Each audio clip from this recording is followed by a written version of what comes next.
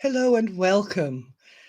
Beautiful morning to you, top of the morning to you. It is I, Sylvia, coming to you live from beautiful Eastbourne by the sea, and I'm hoping you're having a fantastic day today. I'm excited to be here, and today I'm going to share some news about my mega project. Yes, and unveil my curious new work of art. And I have decided yesterday to discuss the secrets of Lucian's language. But before we get into that, please take a moment to like and subscribe and click the bell icon. That will help more people find their way to the beautiful worlds of modern energy, which are really quite amazing, an amazing place to be. And I do believe offer many benefits for people who may be, interested in interesting things. Good morning, dear Marianne. Lovely to see you here this morning. I'm excited. It's you and me today. As the summer wears on and people are lying on their terraces and getting ready for the big England game tonight, that should be fun. I have a tip for our UK friends. There's going to be a lot of shouting outside as various people are gathering and celebrating the football match tonight. You know, a lot of outbursts of yelling and all sorts of things. If you know how to do EMO, energy in motion, you can actually take that incoming energy and move it in, through, and out. And it's a very curious sensation. It's really good fun, especially for the ladies, the older ladies who might not be given to be shouting cautiously, although they probably um, could do with it. I think more old ladies should be shouting more cautiously. Oh, come on, let's go. I'm sorry to hear you had problems, dear Marianne. It's just one of those things, isn't it? And the good thing with the Sunday Lives is that people can watch the replay if they wanted to. But I always appreciate everybody who actually takes part and takes the trouble to come and be here with me and leave some comments and give me some inspiration, give me some additional energy. Okay, so what shall we do? Where shall we start? Perhaps we'll start with my curious new work of art. I think that might be a good idea. I've kind of given half of the game away because there's something behind me there, but that's not the one. This is the one. I felt the strong desire. There we go. Morning, Adrienne. Hello, good morning. I felt a strong desire to make me a question mark, because this is one of those things. Do you like my question marks? Cool, isn't it? Such a simple little thing. And it's my sort of favorite holographics on the starry background. It's quite reflective as well. Could act as a magic mirror. Can see myself there in the screen there. Yeah. Well, the thing is that I think questions are super important. I think questions are super important.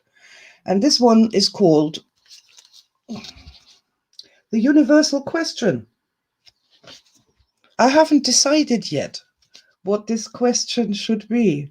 And I think everybody can, muse on the facts, what their own questions are. And then when we have a question, then we can go forth and find an answer, which is, I think a fun thing to be doing. Yeah, I hope you like that. I've made my time symbol go mad here. There we go. Hey, good morning, Ilka. Oh, thank you very much. Yeah, it's I just love doing simple things sometimes. There's too many artists that have a fear of the obvious. They just so afraid of doing something, and then other people may say, "Oh, that's too literal," or "That's too obvious." Now, I have made a career, I've made a life out of pointing out the obvious. Because if every creative person and every intelligent person is looking around for that which isn't obvious, the obvious is left right in the middle of the room, and just nobody is actually noticing the obvious.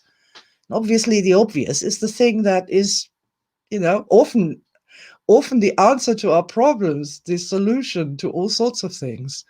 And the ability to actually see the obvious in any situation is, I think, it's a gift from God.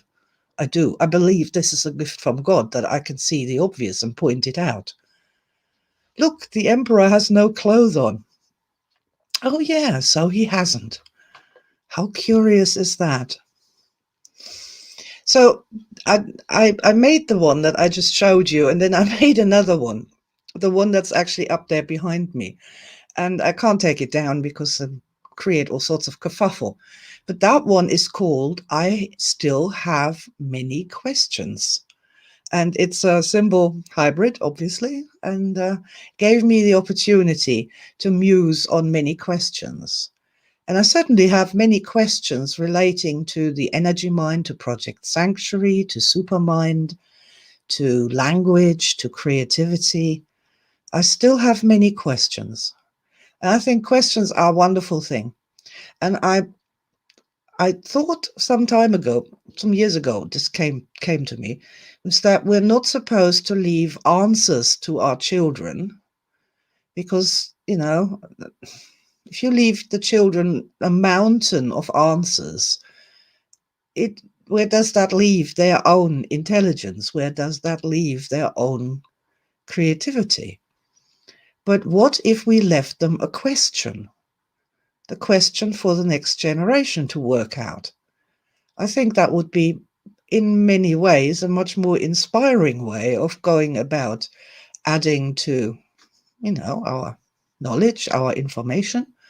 And it will give the younglings a chance to do something with their overflowing energy, with their fresh new intelligence, with their bright insights, with their current thinking. I think it'd be a wonderful thing to leave people questions rather than answers. Oh, it's Ilka saying here. The right questions lead to the right answers. I learned that from Project Sanctuary Supermind, and it changed my life. Yeah, if you ask the wrong questions, and funny, it's funny. Just sprang to mind something that I just made me laugh. I developed this thing called EMO, energy in motion, which is what we're going to talk about later, and it's really kind of revolutionary and different. And people just couldn't get their heads around what it was, and they just couldn't understand it, and they would ask these ridiculous questions, which just revealed the fact that they just didn't know anything about it. And the way I sort of summarized that back in the day was, somebody would say, but what if a client's head falls off and rolls around on the floor like an insane football during an emo session? What do you do then? And I'm like, oh my God, this question makes no sense. It is based on some crazy hallucination. It has nothing to do with the reality of an EMO session, which is, so I just promise you, nobody's head is ever going to fall off. This is a complete fabrication, a hallucination of a mind that is very, very stressed. If a person wasn't stressed and making these crazy internal representations, they would never ask such a question. Yeah, I think I'm a big fan of questions. And there's also this other thing, like oracles, right? An oracle gives you an answer, but it's often not connected to a question, which I find hilarious. So somebody goes and sees an oracle, and the oracle says something about a cow and the moon and something else. And the person goes away and just tries to figure out what on earth that is all about. So, yeah.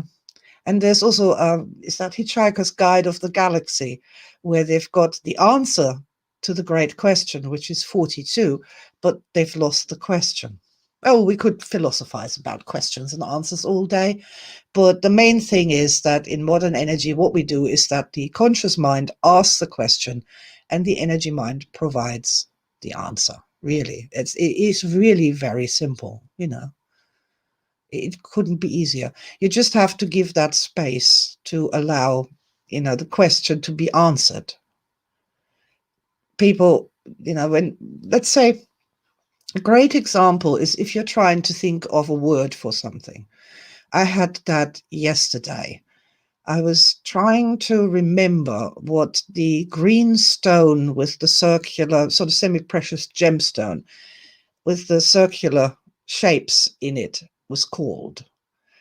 And I can see it, but I can't remember the word for it. So I tried to get to the word somehow, and it wasn't happening. And then I remembered my own good advice. Because if you keep asking this question, what's it called? What's it called? What's it called? What's it called? What's it called? What's it called? It's like pressing down on a button on the keyboard the whole time and not letting the computer actually finish the computation and give you the answer. So I just went, okay. I know what this is. I know what I'm trying to say. It's a green gemstone with circles in it. Oh, yes. It's malachite. Of course it's malachite. You have to make a little bit of space so that the answer can emerge.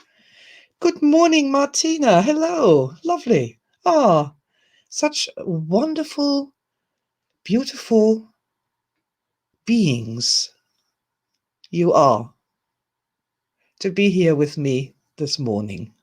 Lots and lots of love to you. I mean, really, I just,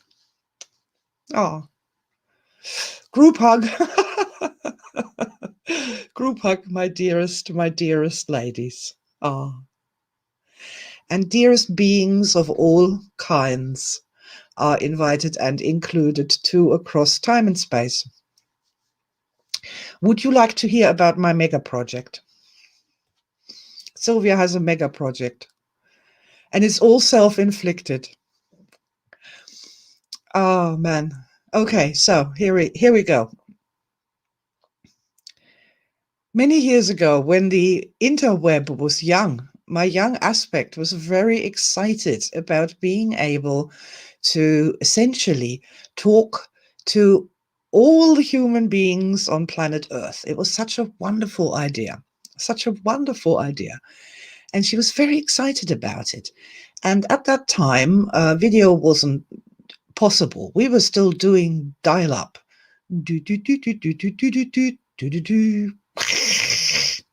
You know, and the pictures had to be tiny, but you could write as much as you wanted. And oh my God, my dear aspect did. She wrote essays and articles on absolutely everything under the sun as this whole research was progressing into Project Sanctuary, into energy bodies, into the language of energy, into all those different things that we could do. And it was so exciting. And to be fair, it still is exciting.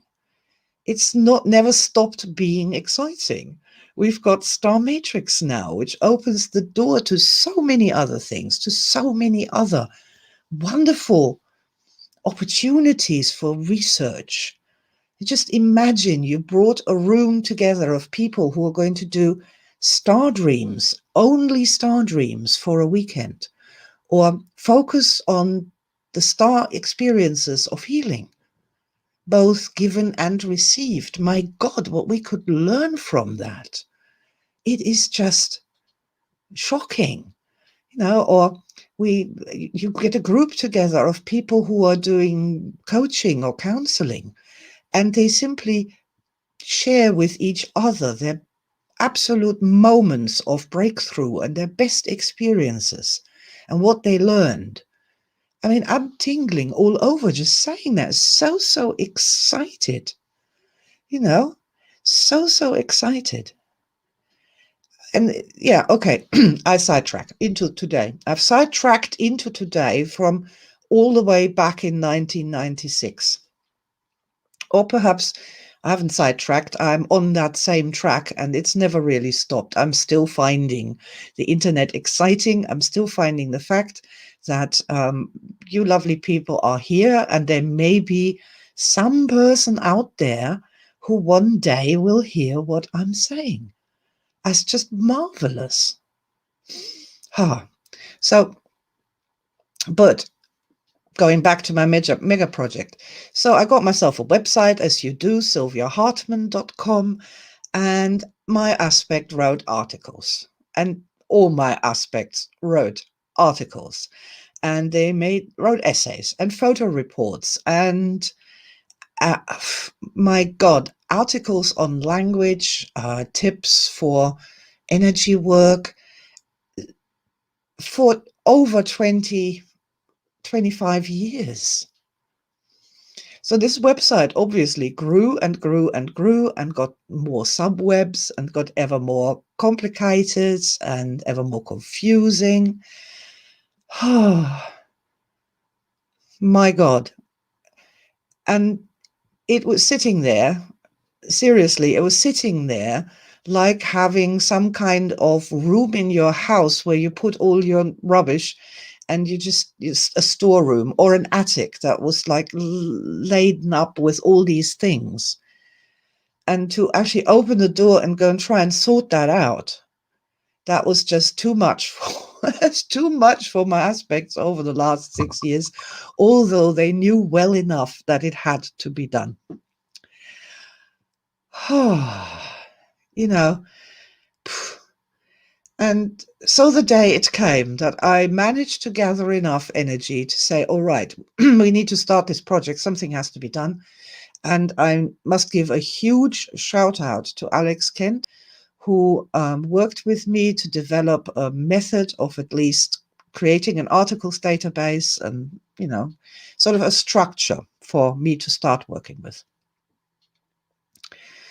And so I started looking at this, and a lot of the things in these articles are not just interesting, historically speaking. They are just as relevant today as they were when I wrote them. To the entire world, EMO is still something they don't know about. There's all these things that people don't even know exist. But if they did, it could have a really positive impact on their lives. And this is what I thought when I came across the article on Lucian's language. Now, my plan is to essentially empty sylviahartmann.com of all articles and subwebs, so there'd be really nothing left on it anymore, other than perhaps a list of books and trainings or something like that, and a bio. And, if people want to read my articles, there's lots of articles on the GOE. But this particular article, entitled Lucian's Language, I looked at that and I thought, there are literally billions of people on this planet who don't know about this. But if they did, their lives would work better. And I thought, I really need to, bring that, not bring it back, not bring it forward, but to have it be constantly present. Because people need to know this. They need to know this. They don't know they need to know this. They're not looking for it. They don't know it exists. They think that that which already exists and is all around them is all there is, but it's not. There really are things that are precious and they just don't know about it. So I'm guessing that you guys who are listening to me here today live already know what Lucian's language is. So forgive me if I give a short overview for people who might not know. And it starts with EMO, energy in motion, which used to be called emotrance. Now, what EMO says is that we have a real energy body, and when this energy body becomes disturbed in some way, then we will experience negative emotions. And these negative emotions are felt in the physical body in exactly the same place where the energy body disturbance is located. So, for example, when somebody says, "Oh, that does my head in," and they're literally putting their fingertips on these 2 points here on their head, this is where the disturbance in the invisible energy body is sitting, where it's created, where it's happening there. That so-called emotion is happening there. And it's not a word, it's not a concept, it's an actual physical sensation. And somebody says, "Oh God, that's doing my head in." There. So instead of going all psycho on it and asking, "So this is doing your head in, what did your father do to you when you were a child that caused this?" And talking about it, and how do you feel about that? "Oh, I feel scared and frightened about that and helpless," or tapping on it and talking. What we do in EMO is we say, "Okay, where do you feel that in your body? Show me with your hands." It's there. Okay, this is an energy disturbance. An energy needs to flow. Let's just gently make that flow through the channels in the energy body where that needs to go. And we call that soften and flow. And with a little bit of practice, we can learn how to do that. And we can feel how this disturbance, this pressure lessens. And we can feel sensations in the rest of our body as this energy blockage, this disturbance is clearing away. That's basically EMO in a nutshell. When somebody says, "I am terrified of my hatred of my father, which causes me to experience shame and guilt, and then I hate myself even more, and then I want to start to self-mutilate," we say, okay. So when you think about that, where do you feel that in your body? Show me with your hands. And then people can show us where it is, and then we can say, okay, this is only energy. We can do hands-on healing, we can use crystals, we can use soften and flow. We can make your energy system move better, and then you will feel better. That's EMO in a nutshell. And what we learned about this is that talking about emotions in the old psychotherapy way, which of course has gone through into all modern self-help and all the rest of it, talking about all these emotions in words doesn't really help us with the emotions. It doesn't. It really doesn't. We also learned in the tapping practice that when somebody is upset or when they are in a low energy state, they will literally spout endless stress talk. That's also meaningless. Like, "Everybody hates me, nobody loves me, nobody likes my videos. Oh my God, my life is terrible. I wish I was dead." And back in the day, in the old negative tapping, the practitioners, they used to write that down and tap on all of that. Where do we start with that? "Oh, nobody loves me, and I deeply and profoundly love and accept myself. Nobody listens to my videos, and I deeply and profoundly love and accept myself," and so on and so on and so on. And it would take ages and hours, and it wouldn't really get anywhere, because when we are stressed, all of us just spout stress talk. And the more stressed we are, the more nonsense we spout in a direct cause and effect, and it doesn't get you to the problem. So this person with the nobody loves me and nobody listens to my videos and I wish I was dead, what's the real problem here? The real problem could be anything. The real problem could be that, I don't know, they got bad letter in the email or something. Or God knows what. Or some person disrespected them while they were out having a cup of coffee. We learned that this stress talk's pointless, really pointless. And so we basically stopped it with modern energy tapping and said, okay, all right, so you don't even need to tell me about your problem. Look, if people talking about their problems would in some way solve their problems, wouldn't that be wonderful? Wouldn't that be awesome if that actually worked? If you could actually go somewhere and say, oh, I have this problem, and it goes away by you talking about it, wouldn't all our lives be so much easier?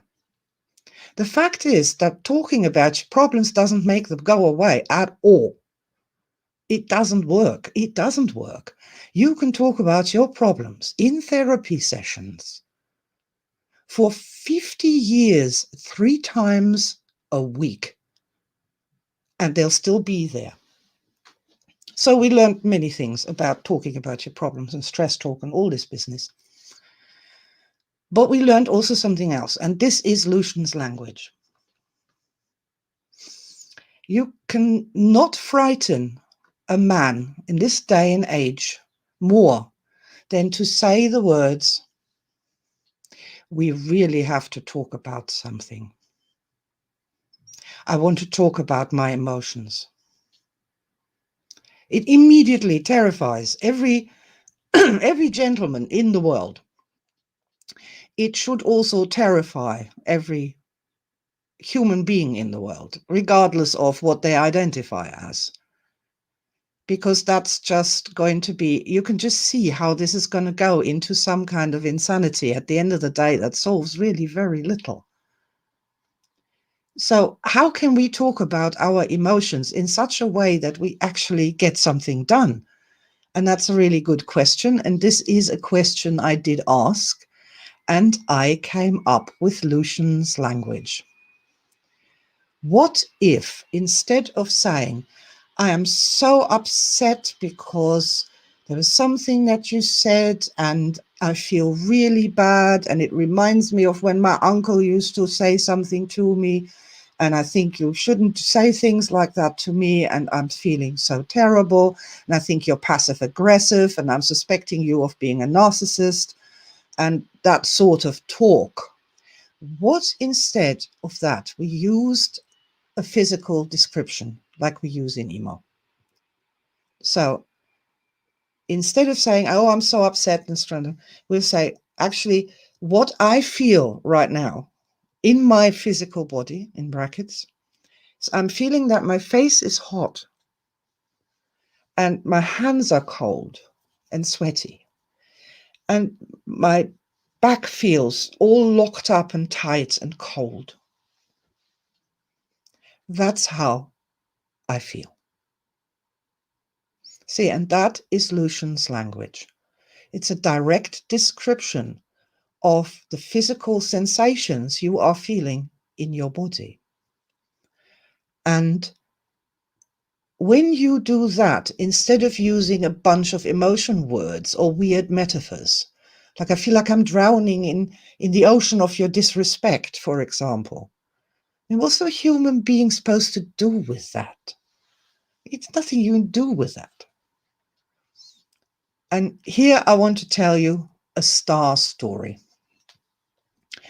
I was researching Lucian's language, and I probably just written that article or thought about writing it when I sort of got tired and wasn't feeling well. So I lay on the couch with a metaphorical ice pack on my head, and my little child came in. He was about, I don't know, 3, 4 years old, if that. And he said to me, "What's wrong, Mummy?" And normally I would answer that, would have answered, people would answer that with, oh, nothing, or I've got a headache, or I'm feeling under the weather. But on this occasion, I answered this small child with Lucian's language, and I said, well, my head's really hot, and my stomach feels like pressure, but I feel also really cold, like deep inside. And he looked at me and put his head to one side and left the room. I thought, okay. But then, a few moments later, he arrived with a blanket that he'd gotten from his own cot upstairs, and he put it over my chest and my stomach, put his hand on my head and said, there you go, mummy all better now. And that was amazing. It was an absolute star event. And guess what? Mummy did feel all better all of a sudden. It was wonderful. And I see with star events, you learn so much. And I learned a cascade of things in that moment. I had given that child a situational description, a report on my status that he could understand, even as a small child. Not only that, he found a way to take action. He went and fetched a blanket. He put the blanket on me, and then he put his hand on my forehead. I can feel that now, this cool little, in comparison to my hot head, this cool little hand of this little child on my head. It was absolutely magical. Absolutely magical. And there's more. I reacted to this by going, oh, that's better. Thank you so much. And he clearly looked proud of himself.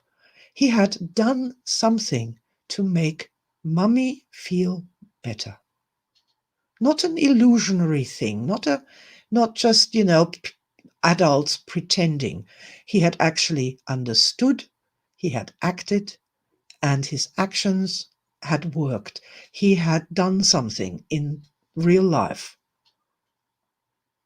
That is so powerful as a concept, so powerful as an idea. Because let's say for a moment here, let's just be really old-fashioned and talk about men and women in relationships. You get the woman saying, oh, I'm, this and that, and I'm all traumatized and this and that, and the husband just goes, oh, God. And he knows there's nothing he can do. But what if the wife said, oh, I've got this horrible pressure on my chest here. I can hardly breathe. There is something that can be done about this. The person could say, for example, do you think it would help if I opened the window and fresh air would come in, help you with your breathing? Or they, just something. They could respond to that in some way. They could say, they could go and hold the person's hand and say, just take a deep breath in and out. Now, even if they're not energy healers, perhaps they may be even guided to put their hand on her chest for a moment and say, it's all right, dear. I'm here with you. It's okay. It opens the door for action to be taken to make other people feel better.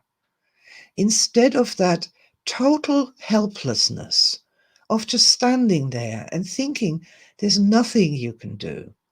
There's no way in which you can help. Lucian's language opens the way for people's intelligence to kick in and think of some solutions. In the case of the wife who was saying, God, it's pressure on my chest. Oh, I can hardly breathe. The husband says, would it help you if we opened the window for some fresh air? At the very least, the woman is now not feeling all alone anymore. She feels that he cares, that he's trying to help her. And there, this is amazing for relationships. it's amazing. There's so many misconceptions about partners being, not interested in you, or not loving you, or not showing it properly, or not supporting you properly. But when we use Lucian's language, we at least give people an opportunity to help us in some way, even if they're not hands-on healers, or don't think of themselves as hands-on healers, because of course all human beings are hands-on healers. They just don't know that. It's another thing that they don't know. When that little child, when my son touched me on the forehead there with his cool hand, it was like a blessing from an angel's wing. It just made my headache just disappear. It was wonderful. It was magical. And I am so grateful that I actually used in practice what I've been thinking about in theory. And I am a huge fan of this. Lucian's language is the most wonderful thing. So when somebody asks, how are you feeling? You don't have to blurt out, I'm suicidally depressed because my life's shit and everything's horrible, and and give all the reasons and do all this emotional talking that psychotherapy tells us is good for us. You don't have to do that. I do hope one of these days some gentlemen are going to actually listen to me and hear this. If somebody asks you how you're feeling and you're not feeling particularly well, Lucian's language allows you to say, I have this churning in my stomach nearly all the time. And yeah, I have this churning in my stomach nearly all the time. This is how I'm feeling. This is a fact. It's not an admission of weakness. It's not an invitation to psychotherapy. It's simply a statement of fact, like there's a rock in the road. And now we can stand around it and discuss how we might move it. We might have some ideas. Should we go round it? Should we go over it? Should we get a digger and make it go away? This unlocks. So he's got this churning in his stomach nearly all the time. The question that sprang to my mind is, when don't you have it? Yeah, when I'm out with friends, or, when I'm at work. Cool. So it's times when you don't have it all the time. So something you could do that would make it better, If you tried putting your hand on it and breathing deeply, you're just putting your hands on it and breathing deeply. Has that worked? So something I can do. I'm a certified hands-on healer. Yeah, so that's really what I wanted to make this video about. I know not many people are watching this, but I'm hoping that the people who are going to go out and explain this at some point to other people. Instead of talking about emotions in the old way, in the psychotherapy way, or not talking about emotions at all because of the fear that it will devolve into some sort of psychotherapy discussion, just describe the sensations, the physical sensations. Instead of I'm feeling a bit under the weather, to actually say how does that feel? Feeling a bit under the weather. Well, sort of my back feels weak and, da, da, da, da, da. But I think practicing Lucian's language only on negative emotions, why? Why don't we practice it on positive emotions as well? Instead of saying, oh, I'm feeling happy. I'm feeling happy. What the hell is that? I'm feeling really kind of strong today. I feel as though, I'm feeling like energy sparking up and lights are bright and my fingers are tingling. I need to do some art. To learn to talk like that, to use Lucian's language when you're thinking about yourself, when you're talking to yourself, when you're, wondering, taking an inventory of yourself. How am I feeling today? Oh, I'm so depressed. No. How am I really feeling today? Okay, let's wait a minute. Okay, my legs are a bit heavy and, my head's not quite clear, feels a bit sort of foggy. This does the same thing to our own intelligence as it does to other people's intelligence. So if your legs are a bit heavy, perhaps walking around might help. Or if your head's a bit foggy, opening a window and taking a few breaths of fresh air might help. It also engages our own intelligence to solve these energy body problems that express themselves in emotions. And it's just a better way of thinking about things and talking about things. It's just a better, more practical way. I hope you kind of got a sense of that. So what do you guys reckon to Lucian's language? To actually starting to use that for yourself at first, by all means, if you feel it's just too radical to say to a friend or a partner or a child or a relative, when they say, how are you feeling? I mean, lots of people don't even ask that, just in case you go into some sort of psychotherapy rant.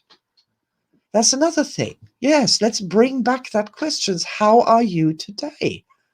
And give a proper answer to that. How are you today? Well, I'm feeling quite strong today. I'm just feeling light and, yeah, strong. How are you? We do a big thing about thinking about energy and talking about energy, is that there really is a right way and a wrong way to do that.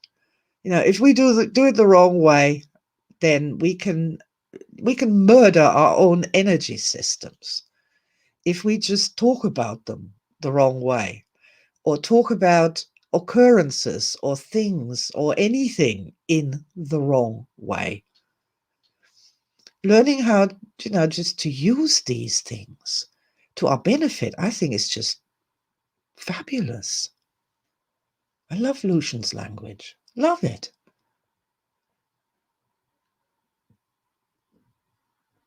Hello, Dita. Good morning. Lucian's language. Wonderful how this is widening something. I am so pleased we have a gentleman amongst us. Yes. See, I think men are always being accused of not wanting to talk about their emotions, and this is held as something really bad.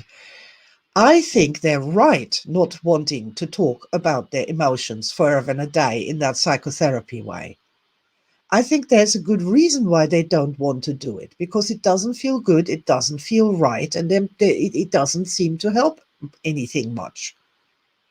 Lucian's language, on the other hand, allows gentlemen to perfectly well talk about what they're actually really feeling, their real emotions. And it's result orientated, it goes from pointless to practical.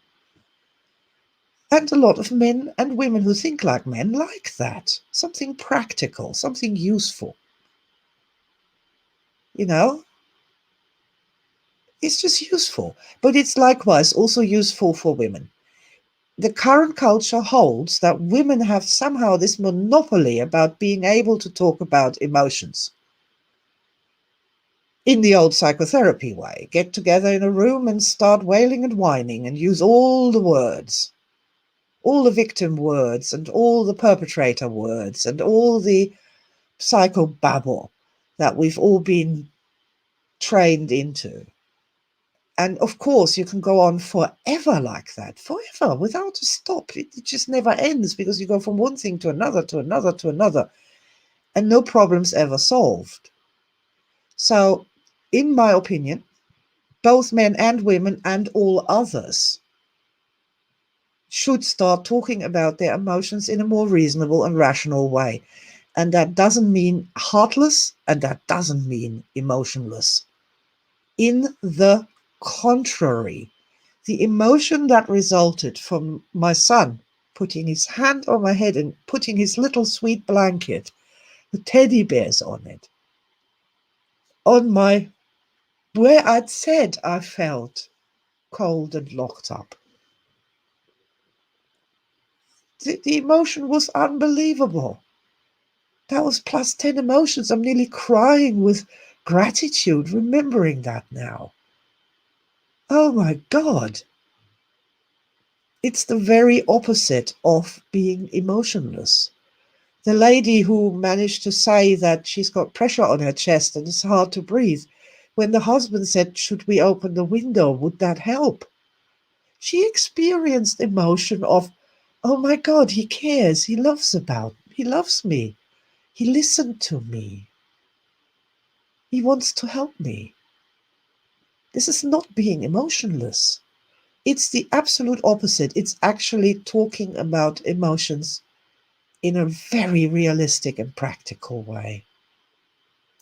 So yeah, I'm well against bashing on the men for not wanting to talk about their emotions. I'm well against that. I don't think that the way women talk about emotions, or those who've been entrained in this psychotherapy thing to talk about emotions, I'm not a fan of that either at all. And I think that there is this much more direct central ground when we get back to the body sensations relating to this. At the same time, you lose all the shame. I'm sorry I'm going on here, but it's true. I remember a client, and he came with me with severe social anxiety. Oh my God, what a field day for the Freudians, for the psychotherapists. What a field day. All the terrible things that his mother did and his father didn't do, and all the women he tried to date, and oh my God, and that terrible incident with the frog when he was 5 years old and in kindergarten that involved a girl. You know, I mean, we could be there forever, forever. I was so relieved to have email with me when this guy was sitting on the sofa in my office. You know, I have terrible social anxiety, that I could say to him, where do you feel it in your body when that happens? Can you show me with your hands where you feel that terrible social anxiety? And he did. We did some awesome things. We did some tapping. I did a little bit of hands-on healing. Particularly, interestingly enough, on his actual hands. I remember holding his hands, and the shaking in the hands just sort of, it just went away. It was a wonderful feeling. It was a wonderful feeling. So really, I mean, there's nothing lost there when we stop doing this psychodrama. There's nothing lost when we stop doing that psychodrama and focus on how to make people feel better instead. If we make that our number one priority, make people feel better, we can't go wrong. We really can't go wrong. And we might even be able to, offer this, say to people, before you go on more medication and more psychopharmaca, shall we try this first? Shall we try this first? Work with your emotions directly in that way, in that positive way. And that starts with you telling us what you feel in your body, where you feel it. It's your body. You tell us where it hurts. And then we can see if we can do something to make you feel better. So yeah, Lucian's language. Original article written in 2002, I think it was. Now somewhere in the archives. Well, will be in the archives. Not done with my mega project. Not anywhere even near my mega project. But I've started it, and that's a good thing. And I shall move forward, and we will probably find other interesting thing things in the archives that we can, highlight. That's the way to say it. Not bring back, but just highlight that these are crucial, important pieces of information that really, really could help people if they knew more about it. Cool. What's Marianne saying? I'd never thought of that kind of language in a positive way. Yeah, you know. I am a really big fan, especially if you're living with another person or in a family or you're actually living with people. See, I'm a huge fan of letting them know what's going on with me. I believe it's important. We are a team, we are a group, we need to work together on every level, emotionally, physically, practically. And for people to know what's happening with me is important. Not telling people what's going on with you is terrible for a team. It can bring the whole team to its knees. It can cause all sorts of problems. And being able to tell my partner, who is a man, who was born in 1964, how I feel in such a way that he can understand it. This is an absolute godsend. It's a godsend. I have no idea how or if our relationship would work if I didn't do that. I'm temperamental. I have an artistic temperament. I can be very mercurial, but at the same time, if you have a direct line of communication there and you can actually explain what's going on with you, there's every opportunity in the world to actually join me in a happy celebration of a form of happiness that I find hard to describe in any other way than to say, oh, the back of my neck is just sparkling. The back of my neck's just sparkling. I'm so excited. And then he'll laugh and say, oh, can I have some of that? Or, yeah, I'm excited for you too. Or, how nice, dear. Which is brilliant. It's absolutely wonderful. I love it. Martina. Super is that Lucian's language pays attention to the body. How do I feel inside right now? And this is also the journey to the present moment in reality. Right. Right. Not to blow away to the miseries of the past. Well, exactly. Exactly. This is fantastic. It's when we were doing pure emo style therapy and people come in with these problems or these traumas from say 30, 40 years ago. I mean, they'd be like 40 years ago this terrible thing happened. And then you say, okay, when you think about that right now, here on the sofa with me, when you think about that, where do you feel that in your body? Show me with your hands. And you're dealing with that person in the here and now. And so whatever contortions they have in their relationships with that old memory, that's where it is. It's here and now. So yeah, thank you very much, Martina, for mentioning that. It's super, super helpful. See, I'm not entirely sure if it's super, super helpful if you want to become one of these therapists who has, say, 30 clients and they see those 30 clients 3 times a week each. And as a result, they have an income of $250,000 a year, reliable every year for the next 50 years or until the clients die. This business model doesn't work for that. It doesn't. You're going to be helping clients a whole lot faster, but it means you can see more of them. But for every person, doesn't matter. They don't have to be therapists, goddammit. Any mother where the child comes home from school and is crying because Peter was mean to me.